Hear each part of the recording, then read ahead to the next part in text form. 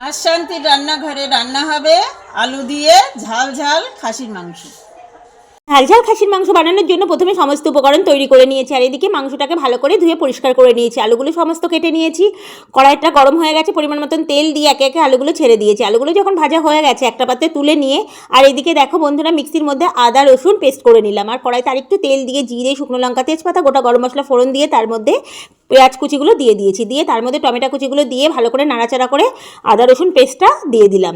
দিয়ে তার মধ্যে পরিমাণ মতন লবণ, হলুদ দিয়ে দিয়েছি। দিয়ে কিছু সময় পরে বন্ধুরা দেখো আবার একটু নাড়াচাড়া করে নিয়ে সামান্য একটু জল দিয়ে দিয়েছি যাতে মশলাটা লেগে না যায়। এবার ওর মধ্যে জিরে পাউডার, ধনে পাউডার, শুকনো লঙ্কা গুঁড়ো দিয়ে দিয়েছি। দিয়ে আমি একে একে মাংসটাকে মশলার মধ্যে দিয়ে দিলাম। মশলার মধ্যে দিয়ে ভালো করে কষিয়ে নিলাম। তো দেখো বন্ধুরা, আমার সুন্দর কষা হয়ে গেছে। এবার কষাটা যখন ভালোভাবেই হয়ে গেছে তখন আমি ভেজে রাখা আলুগুলো দিয়ে দিয়েছি। ভেজে রাখা আলুগুলো দিয়ে আবারও একটু নাড়াচাড়া করে নিয়ে আরেকটু কষে নিয়ে তার মধ্যে আমি পরিমাণ মতন জল দিয়ে দিলাম।